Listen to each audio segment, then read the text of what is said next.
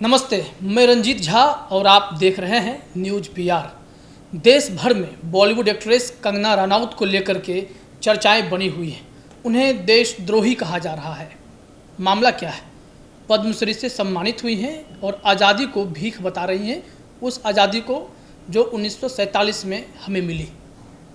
सबसे बड़ा सवाल है कि कंगना रनौत ने यह स्टेटमेंट दिया और जब उन पर देशद्रोही के आरोप लगने लगे और बीजेपी की प्रेमिका या अलग अलग शब्दों से उन्हें अलंकृत किया जा रहा है, उपकृत किया जा रहा है, या कह दें कि कोई भी नाम दे दिया जा रहा है, इसके पीछे की वजह क्या है? और इस सब के बावजूद कंगना रनौत सामने आई हैं और उन्होंने ओपन लेटर लिखा है, चैलेंज किया है कि अगर मेरी बातों में ज़रा सी भी गलती है या मेरे सवालों का अगर आप जवाब दे सकते हैं तो उसी वक्त मैं माफ़ी भी मांगूंगी और पद्मश्री भी वापस कर दूंगी।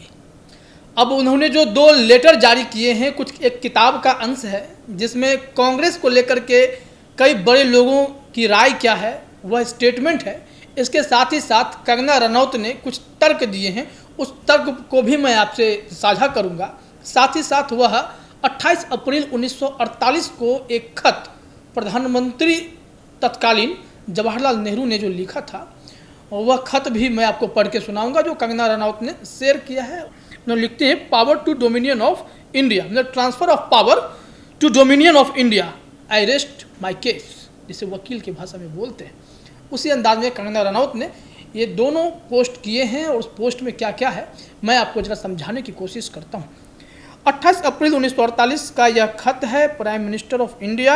यहाँ पर जवाहरलाल नेहरू के बारे में जो भी है इस खत में मैं आपको बता रहा हूँ। उन्होंने जो लिखा, Jawaharlal Nehru presents his humble duty to your majesty and has the honour to submit for your majesty's approval the proposal of your majesty's ministers in the dominion of India that Sri Chakravarti Rajagopalachari, governor of West Bengal, be appointed to be the governor general of India on the demission of that office by his excellency Rear Admiral the Earl Mountbatten of Burma, KG PC GMIE GCVO KCB DSO। फिर जवाहरलाल नेहरू का इस पर sign भी है।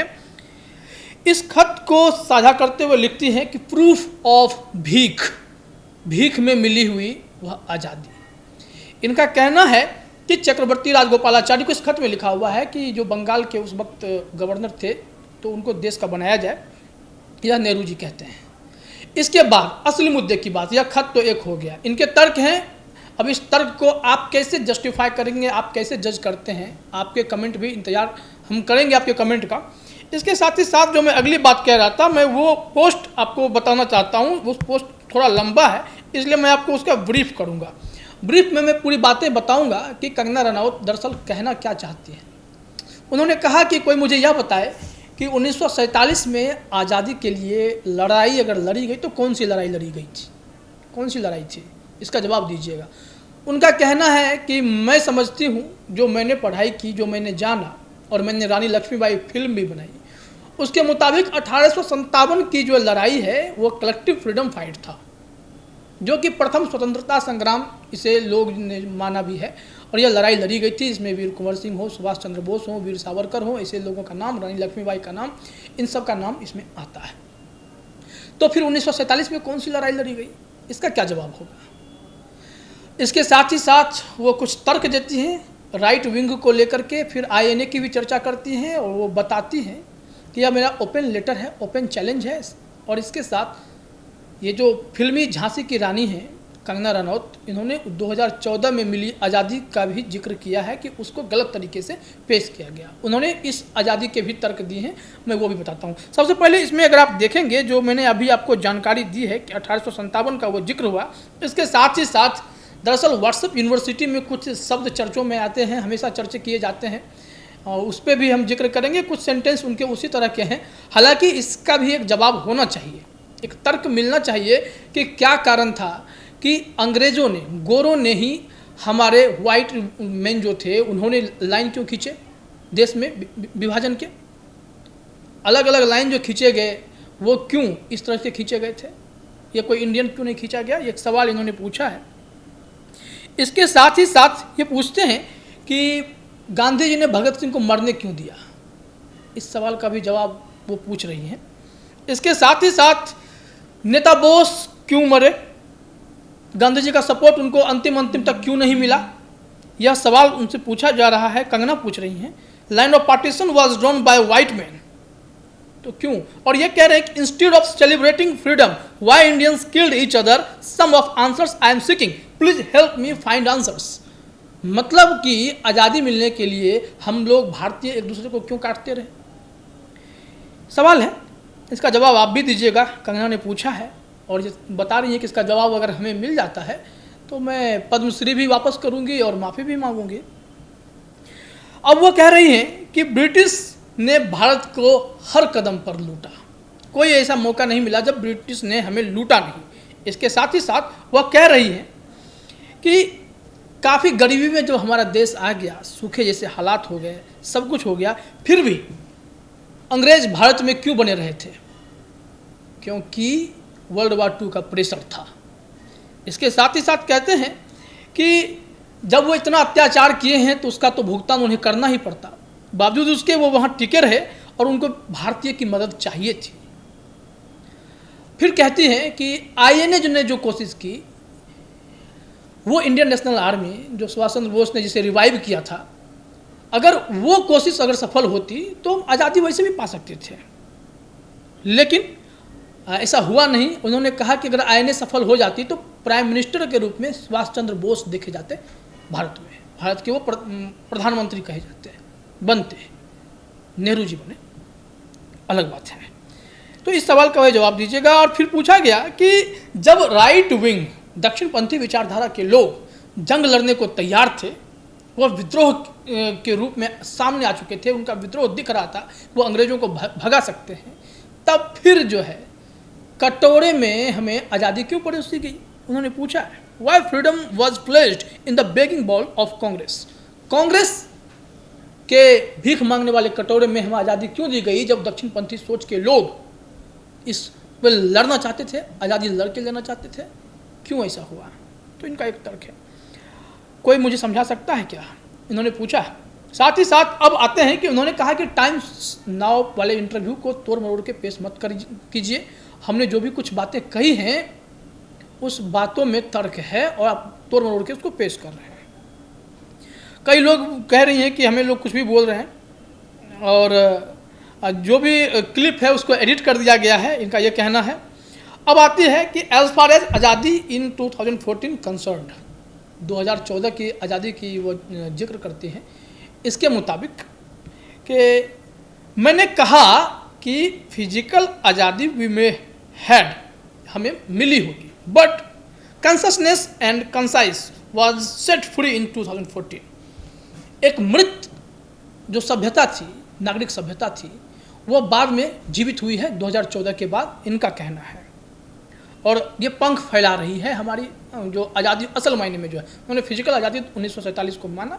इसके साथ ही साथ अब जो आ रहा है कि बृहद स्तर पर जो हर एक मामले में, चाहे आर्थिक स्तर पर, सामाजिक स्तर पर हम अगर आज़ादी की बात करते हैं या किसी भी मामले में जहाँ से एक आम आदमी की ज़िंदगी जुड़ी होती है, वो उसका तर्क दे रही हैं कि अब हम लोग दहाड़ रहे हैं। ये सारी बातें वो बता रही हैं। साथ ही साथ इंग्लिश नहीं बोलने को लेकर के भी कोई मेरा मजाक नहीं उड़ा सकता है। इनका कहना यह है कि जैसे प्रधानमंत्री अगर बाहर जाते हैं तो वो हिंदी में बात करते हैं, बोलते हैं, हिंदी में बातें करते हैं, लोग ट्रांसलेट करते हैं, फिर जिनको जिस भाषा में समझना है वो समझते हैं। तो इनका कहना यह है कि आज के डेट में इंग्लिश नहीं बोलने पर शर्म नहीं आती है, क्योंकि अब हम इस देश में हैं, अब छोटे से शहर से आते हैं, तो यह भी कोई जो है इस पर कोई मजाक नहीं उड़ा सकता है। और भारत में जो प्रोडक्ट्स बन रहे हैं उसकी भी गिनती करती है। तमाम बिंदु मुख्य रूप से ये हैं कि अब छोटे शहर से आने वाले लोगों का मजाक नहीं उड़ता है। हम अगर इंग्लिश नहीं भी बोलें तो भी हमारा मजाक नहीं उड़ता है, क्योंकि हमारे प्राइम मिनिस्टर बाहर जाते हैं तो वो भी हिंदी में बात कर लेते हैं, कोई दिक्कत नहीं है।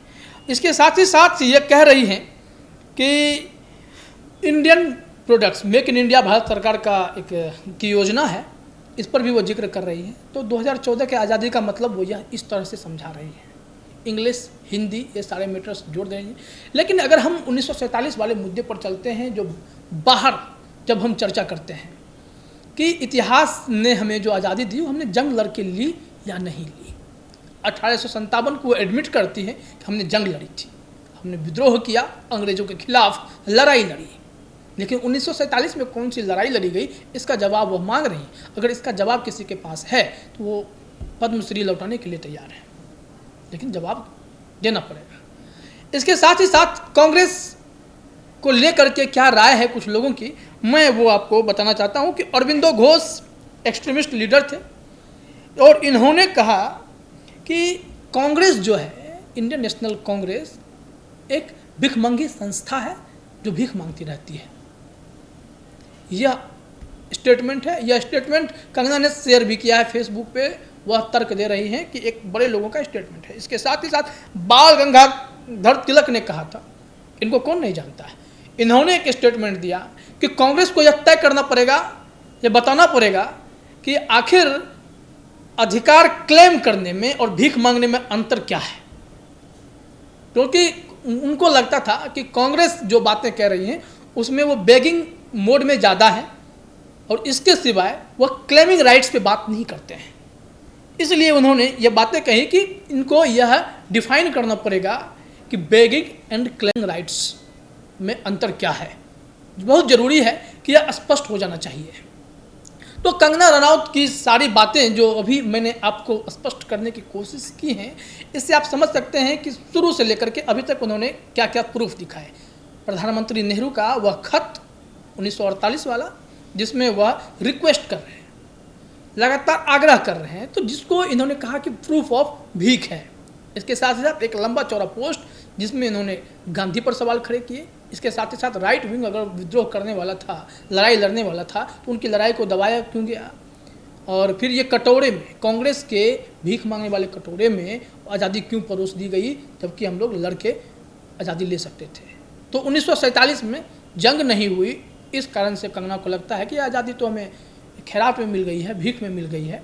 हालांकि हम इनके बातों से अभी भी सहमत नहीं हैं कि आज़ादी एक प्रोसेस था। अगर देखें तो 1857 से लेकर के अब तक हम लोग अपने अपने स्तर से आज़ादी के लिए लड़ाई लड़ते रहे थे, और वही जो है कहते हैं ना, बूंद बूंद से घड़ा भरता है। तो 1947 आते आते हमें आज़ादी दी गई। हाँ, आपके सवाल जायज़ हैं कि व्हाइट मैन ने हमारे इंडिया में डिवीजन लाइंस क्यों खींचे, पार्टीशन लाइंस क्यों खींचे। यह सवाल इम्पॉर्टेंट है, इस सवाल का जवाब मिलना चाहिए, क्योंकि अगर ये भारतीयों को ये जिम्मेदारी मिल सकती थी, क्योंकि भारत को ज़्यादा बेहतर समझते थे अंग्रेज़ की तुलना में, स्वाभाविक तौर पे ऐसा होता है। इसके साथ ही साथ जो इनके पॉइंट्स जो मुझे लगते हैं कि इसका जवाब वाकई में लोगों को देना चाहिए। बाकी इन्होंने जो कहा कि भगत सिंह को मरने क्यों दिया गया, सुभाष चंद्र बोस मर गए, उनकी कोशिश से आज़ादी मिल सकती थी, वो प्रधानमंत्री बन सकते थे, कई तरह की बातें व्हाट्सएप यूनिवर्सिटी में भी आप पढ़ सकते हैं। और बाकी रेस्ट माय केस वाली बात कंगना ने कही है, तो मैं भी इन्हीं सब विचारों को आपके ऊपर भी छोड़ता हूँ कि कंगना ने जो इस वक्त बयानबाजी की है, क्या वह आज़ादी में भीख मांगने वाले बातों को जस्टिफाई कर पा रही है क्या। इस पर आप भी अपनी राय रखिए, कमेंट कीजिए और हमें बताइए कि कंगना को पद्मश्री लौटा देना चाहिए, या ट्विटर ट्रेंड जो चल रहा है कि इन्हें देशद्रोही बताया जाए, इन पर कार्रवाई की जाए, इन पर एक्शन लिया जाए, तो आप किस तरफ खड़े हैं, कंगना के साथ खड़े हैं या कंगना के खिलाफ खड़े हैं, देश के साथ खड़े हैं या देश के खिलाफ खड़े हैं, यह आपको तय करना है। इसका जवाब हमें दीजिएगा। फिलहाल इस वीडियो में इतना ही। आप देखते रहिए न्यूज़ PR। धन्यवाद।